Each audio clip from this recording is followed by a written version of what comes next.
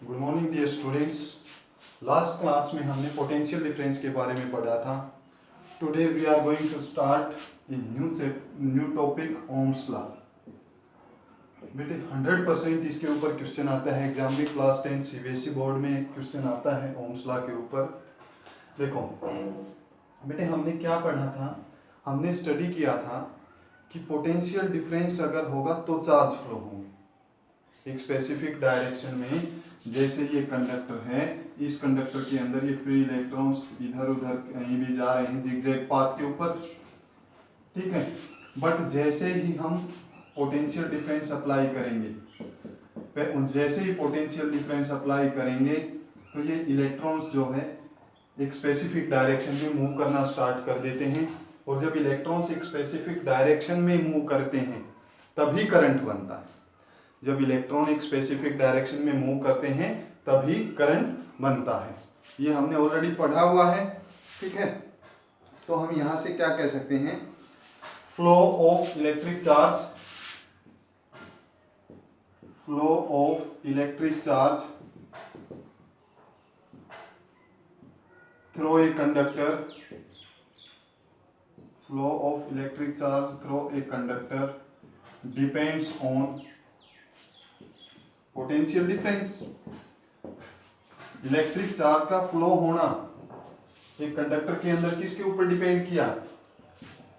Potential difference. Means battery लगाएंगे तभी potential difference बनेगा। तो यहां से फ्लो ऑफ चार्ज क्या होता है? Rate of flow of charge क्या होता है? करंट होता है। तो ये ओम्स लॉ है भाई, ठीक है। हमारा ओम्स लॉ क्या है? ओम्स लॉ है हमारा, if physical conditions like temperature, pressure are kept constant, अगर फिजिकल कंडीशंस जैसे टेम्परेचर प्रेशर कांस्टेंट रखें, current flowing through the wire, current flowing through the circuit is directly proportional to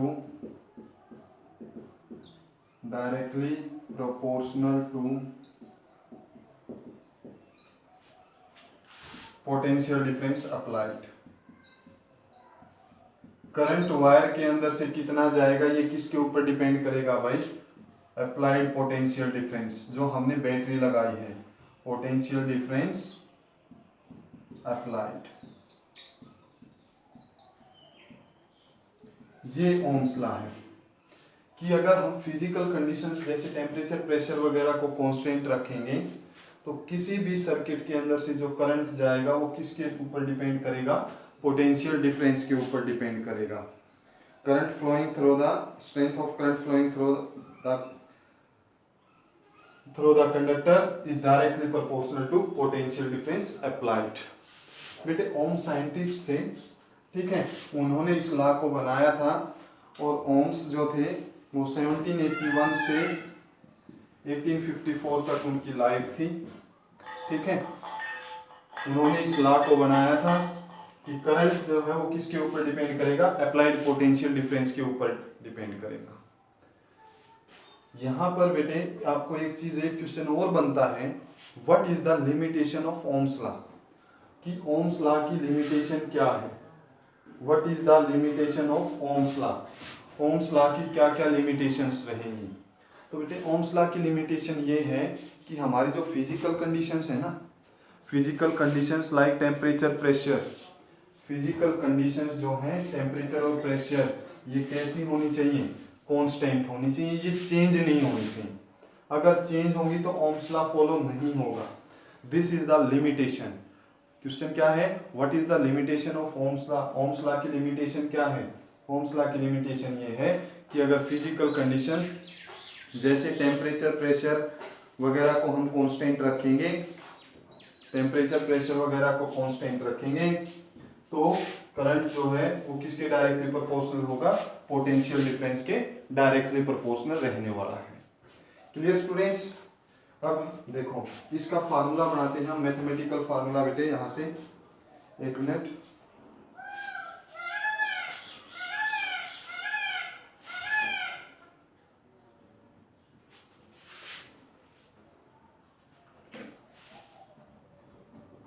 कौन किसके directly proportional है? Current है किसके directly proportional?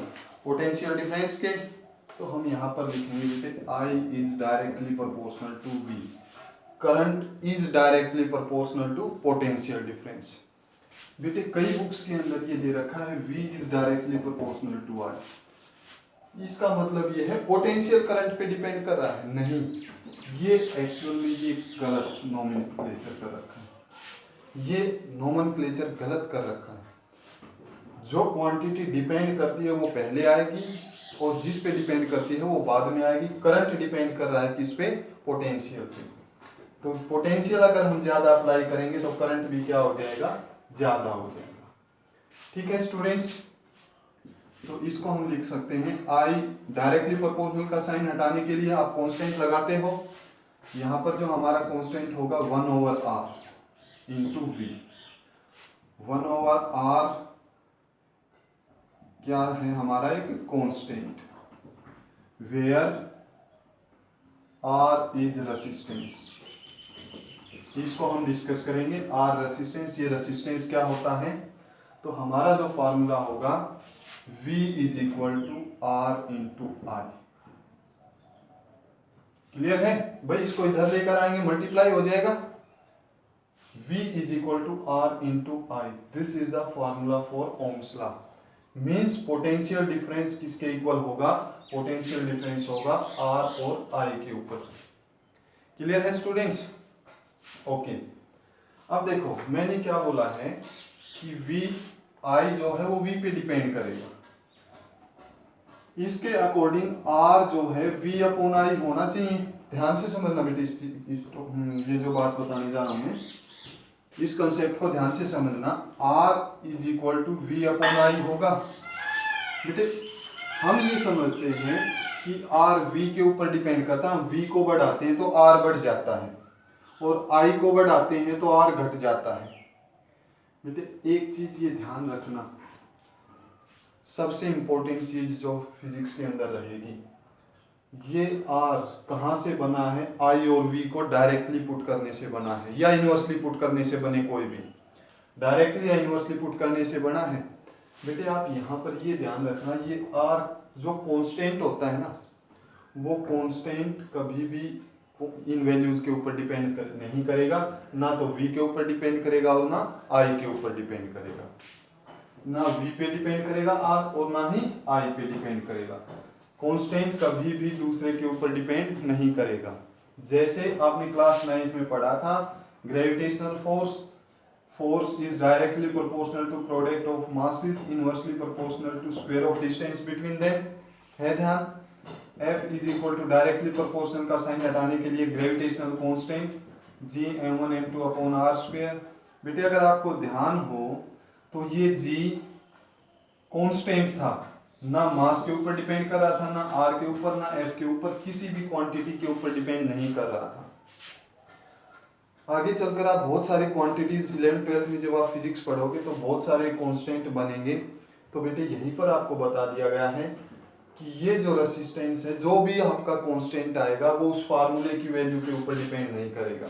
ये ना V के ऊपर डिपेंड करेगा और ना ही I के ऊपर डिपेंड करेगा। तो ये किसके ऊपर डिपेंड करेगा, इसी टॉपिक में हम डिस्कस करने वाले हैं। तो सबसे पहले हमारा जो फार्मूला रहेगा V is equal to RI, where V is potential difference, R is resistance and I is current। Clear है? आ गया समझ में? तो बेटे पहले इसको नोट डाउन करो, नोट डाउन करो, स्क्रीनशॉट लिया करो।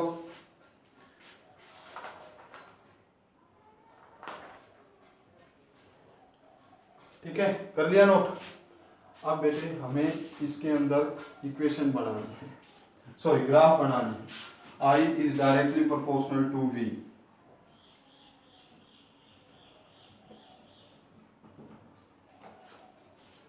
I is directly proportional to V है, बेटे इसका जब हम ग्राफ बनाएंगे तो हम दो तरह के ग्राफ बना सकते हैं।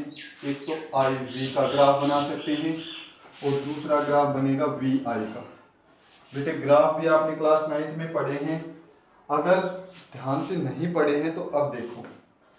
आई वी का ग्राफ क्या बोला जाएगा भाई? आई वी का ग्राफ ये है, मतलब आई किधर लेंगे हम वाई एक्सिस में और वी किधर लेंगे एक्स एक्सिस में। क्लियर? आई किधर लेंगे वाई एक्सिस में और वी किधर लेंगे एक्स एक्सिस में। इसी तरह वी आई का ग्राफ हो तो बेटे इसका मतलब है वी वाई एक्सिस में होगा और आई इसमें होगा एक्स एक्सिस में होगा। तो हम बना रहे हैं आई वी का ग्राफ। तो आई किधर होगा हमारा वाई एक्सिस में और एक्स किधर एक्स एक्सिस में क्या होगा हमारा पोटेंशियल। और ये डायरेक्टली प्रोपोर्शनल क्या होता है? डायरेक्टली प्रोपोर्शनल होता है बेटे, अगर हम एक क्वांटिटी को बढ़ाएंगे दूसरी ऑटोमेटिक बढ़ती जाएगी। जैसे हमने पोटेंशियल को बढ़ाया तो करंट क्या हो गया था? बढ़ गया था। तो ये देखो यहाँ पर ये हमने पोटेंशियल 1 किया तो सपोज करंट 1 था, पोटेंशियल 0 करंट 0 था। पोटेंशियल को 1 किया करंट 1 बन गया, पोटेंशियल 2 किया करंट 2 बन गया, 3 किया 3 बन गया। ठीक है, तो ये ग्राफ ये जो आया इंक्लाइन स्ट्रेट लाइन आया। कैसा ग्राफ आया है हमारा? Incline straight line. This is incline straight line. अब आपसे पूछा जाए वी आई का ग्राफ बनाना है। वी आई का ग्राफ बेटे ये वी है और ये आई है। यहां पर देखो हमने पोटेंशियल को बढ़ाया, करंट बढ़ा या करंट को बढ़ा रहे हैं। करंट कब बढ़ेगा? जब भाई पोटेंशियल बढ़ेगा। ये 2 किया तो ये भी 2, अगर इसको 3 करते हैं तो ये भी क्या हो जाता है? 3 हो जाता है। तो ये हमारा ग्राफ बनने वाला है। दोनों में ग्राफ एक जैसा ही रहेगा। क्लियर है? दोनों में ग्राफ एक जैसा ही रहेगा। तो आपको ये ध्यान रखना है I V graph sorry students, I V graph और वी आई ग्राफ इनमें क्या डिफरेंस है? आई वी ग्राफ का डिफरेंस ये है कि आई जो पहले नाम आएगा उसको हम वाई एक्सिस पर लेंगे और जो बाद में नाम आएगा उसको एक्स एक्सिस पर लेंगे। वी आई पहले नाम किसका है? वी का, तो वी किधर लेंगे वाई एक्सिस में और आई किधर लेंगे एक्स एक्सिस के अंदर। क्लियर हो गया स्टूडेंट्स? आया समझ में? क्लियर है? अच्छा भाई, फिर इसके बाद नेक्स्ट हमें इसके अंदर जो डिस्कशन करनी है, नेक्स्ट डिस्कशन हम करेंगे इसी ग्राफ से रिलेटेड। ग्राफ से रिलेटेड ही हम डिस्कशन करने वाले हैं।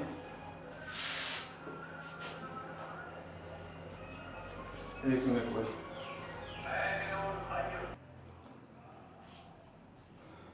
देखो क्या फार्मूला आया था हमारा? R is equal to V into R. ये R क्या है हमारा? रेसिस्टेंस। R क्या है हमारा? रेसिस्टेंस। इस रेसिस्टेंस को डिस्कस करते हैं, ग्राफ करेंगे, डोंट वरी। रेसिस्टेंस क्या होता है? रेसिस्टेंस ये वायर के अंदर ही नहीं, रेसिस्टेंस हर जगह पर होता है। ट्रैफिक में भी रेसिस्टेंस होता है, एयर में भी रेसिस्टेंस होता है। ठीक है, क्या होता है एक्चुअल में? देखो आप स्कूल के अंदर, आपकी जो स्कूल गैलरी है उसके अंदर खड़े हो, आप सपोज टूवर्ड्स राइट हैंड जा रहे हो, आप इधर जा रहे हो और बाकी स्कूल के सभी बच्चे, स्कूल के जो बचे हुए बच्चे हैं वो लेफ्ट में जा रहे हैं, आप राइट में अकेले जा रहे हो और वो सभी लेफ्ट में जा रहे हैं। तो बेटे आप उनके साथ टकराओगे या नहीं टकराओगे? पॉसिबिलिटी है टकराने की। वो सभी एक साथ आए और आप अकेले जा रहे हो, टकराओगे? ये होता है रेसिस्टेंस। ठीक है, इसी तरह से ट्रैफिक रेसिस्टेंस कैसा होता है? ट्रैफिक रेसिस्टेंस होता है, सिंगल रोड था, इधर से भी ट्रैफिक आ रहा है और इधर से भी ट्रैफिक आ रहा है, चलने में दिक्कत आ रही है गाड़ियों को, उसको ट्रैफिक रेसिस्टेंस बोल देते हैं। वही है resistance. Obstruction in the flow of electron, इसको फिर अब देखो, this is known as obstruction in the flow of electrons. Obstruction in the flow of electrons, electrons के फ्लो होने में रुकावट। कैसे?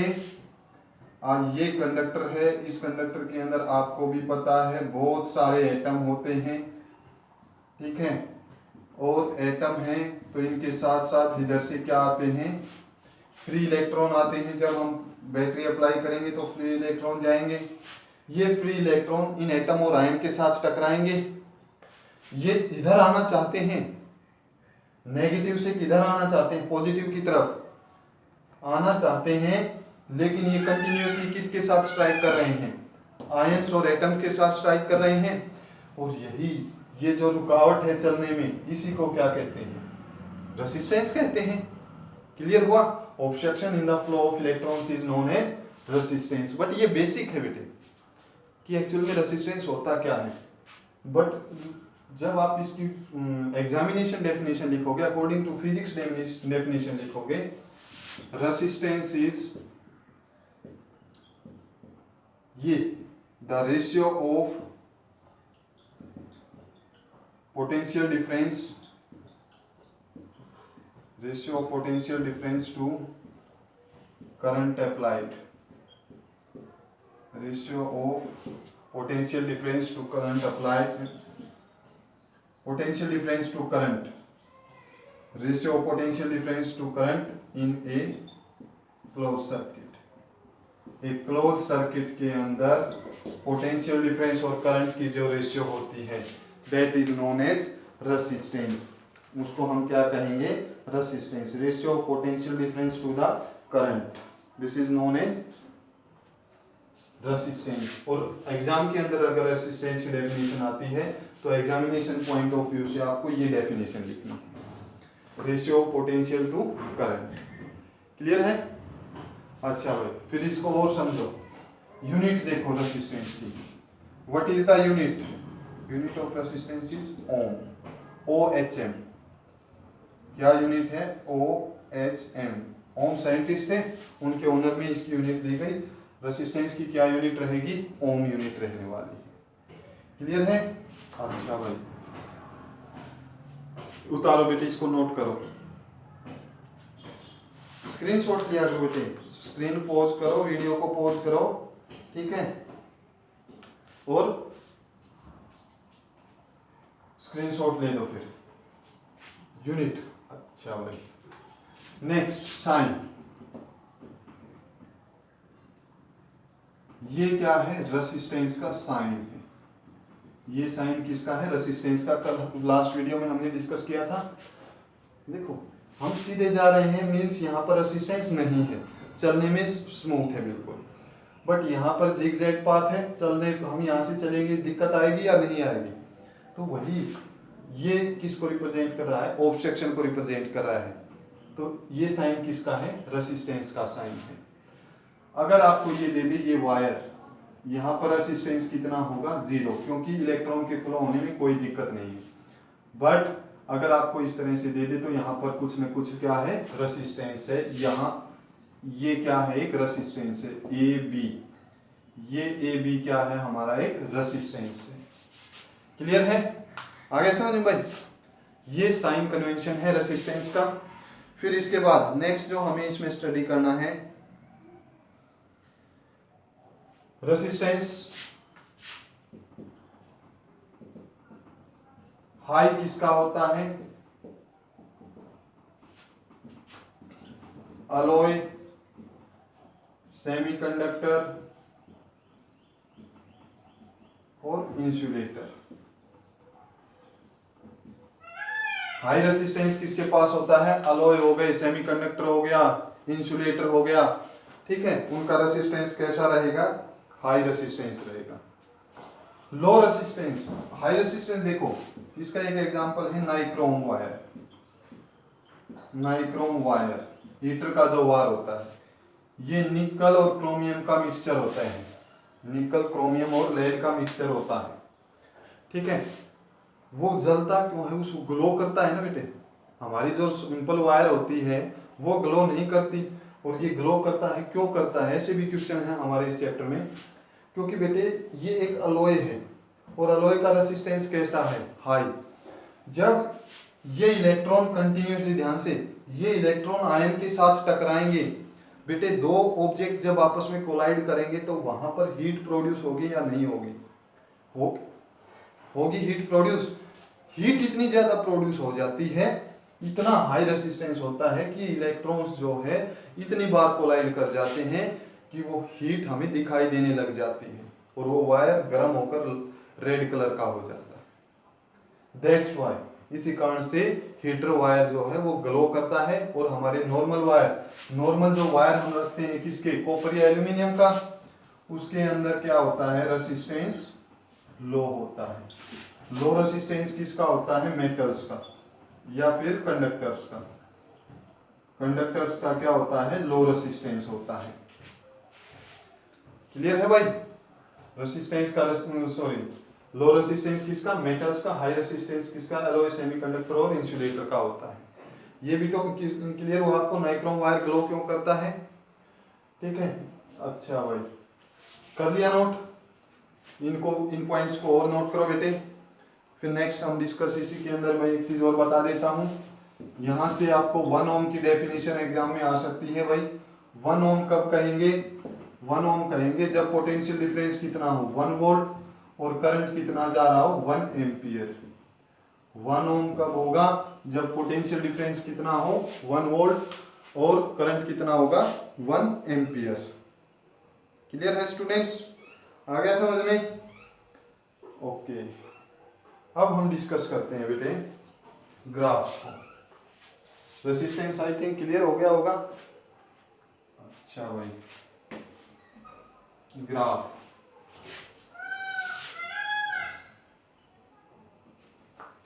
बेटे आई थिंक आपने ट्रिग्नोमेट्री पढ़ी होगी, 10th क्लास में हो अब तक तो ट्रिग्नोमेट्री आपने पढ़ ली होगी।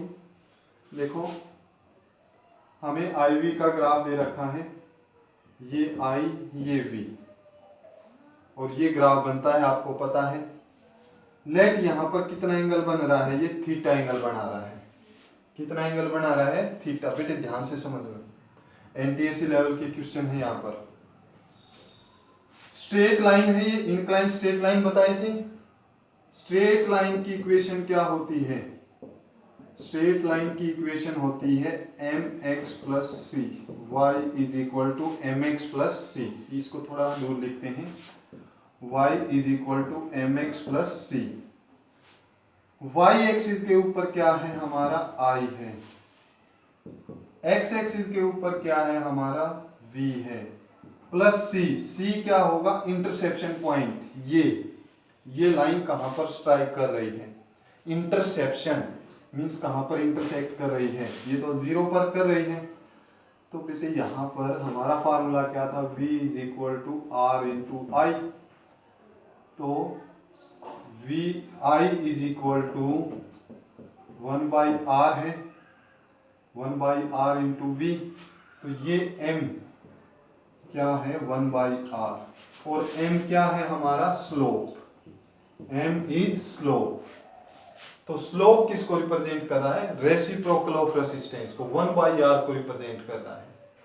किसको रिप्रेजेंट कर रहा है, रेसिप्रोकल ऑफ रेसिस्टेंस। ठीक है, और स्लोप किससे दिया जाता है, क्लास 9th में पढ़ा होगा, टेंजेंट थीटा से। अगर नहीं पढ़ा तो बेटे ध्यान रखना, आप मैथ में पढ़ लोगे इसको। स्लोप किससे दिया जाएगा, टेंजेंट थीटा से दिया जाएगा। तो tangent theta is inversely proportional to 1 by R. M भी स्लोप को रिप्रेजेंट कर रहा है और स्लोप को कौन रिप्रेजेंट कर रहा है, टेंजेंट थीटा। तो रेसिस्टेंस ज्यादा तो थीटा क्या होगा, कम। रेसिस्टेंस ज्यादा है तो थीटा क्या होगा, कम। If R is more, resistance is more, then theta is less. Theta क्या हो जाएगा, कम हो जाएगा। और इसका रेसिप्रोकल भी कर सकते हैं बेटे। And if R is less, अगर आर कम है, देन थीटा इज मोर, उस टाइम पे थीटा कैसा रहेगा, ज्यादा रहेगा। तो बेटे हमारे जो क्वेश्चन है ना, वो क्वेश्चन कैसे आते हैं एनटीएससी में, ये ए और ये बी, दो ऑब्जेक्ट दिए, एक ए ऑब्जेक्ट एक बी ऑब्जेक्ट, एक के अंदर थीटा 1 और एक के अंदर थीटा 2, और ये पूछ लिया जाता है बेटे कि रेसिस्टेंस ज्यादा किस में है। ग्राफ देखो आई वी है, वी आई और पढ़ेंगे, आई वी ग्राफ है। इसमें बेटे theta is inversely proportional to R है, मींस थीटा कम है तो रेसिस्टेंस इसका ज्यादा है। ए का रेसिस्टेंस कैसा है बेटे? ज्यादा है। ए का रेसिस्टेंस कैसा है? ज्यादा। अच्छा भाई, अगर थीटा ज्यादा है तो इसका रेसिस्टेंस कैसा हो जाएगा? कम हो जाएगा। इसको आप दूसरी तरह से भी कर सकते हो। ये समझ में आया बेटे? अगर समझ में आया तो एक बार वीडियो को रिवाइंड करो, और फिर भी प्रॉब्लम रहती है let me know on WhatsApp के ऊपर बताना बेटे। ये देखो, ये दो ग्राफ दे दिया यहाँ पर 1 2 3, 1 2 3, ये इधर आई है, इधर बी है। हम ये पॉइंट लेते हैं, ये पॉइंट, इस पॉइंट के ऊपर आई की वैल्यू कितनी?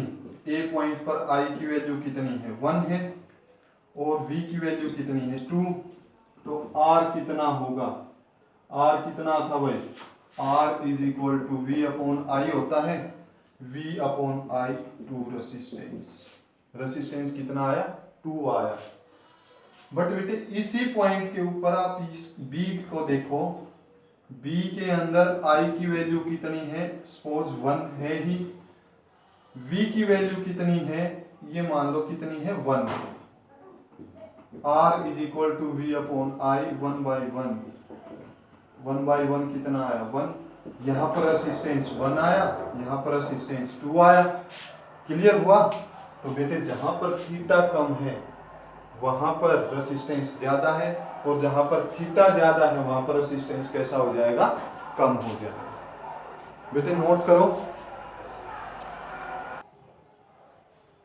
करें बेटे नेक्स्ट। ओके, हम अब पढ़ेंगे कौन सा? V I graph.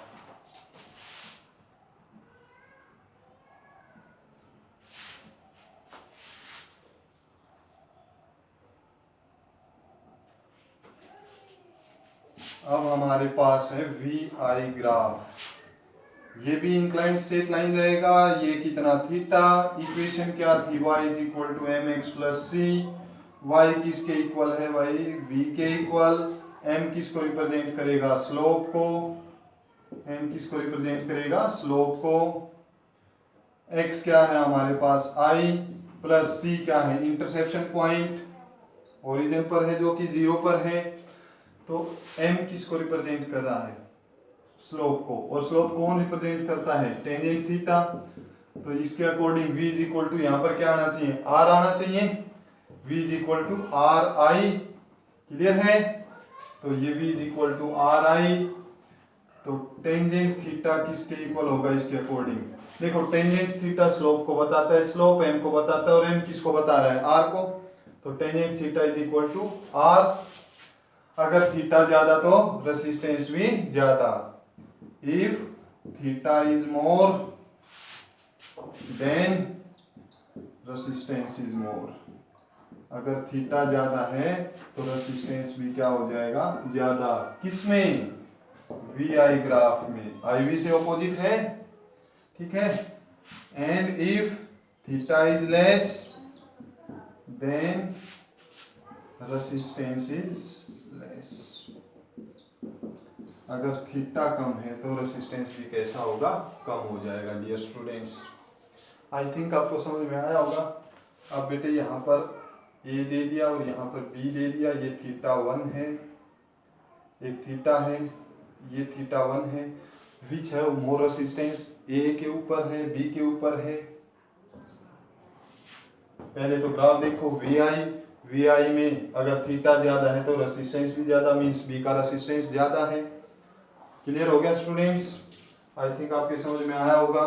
बेटे कोई भी प्रॉब्लम हो तो आप बताना, ठीक है। Tomorrow we will continue this resistance topic. इस रेसिस्टेंस के टॉपिक को हम कल कंटिन्यू रखेंगे। Thank you students, have a nice day.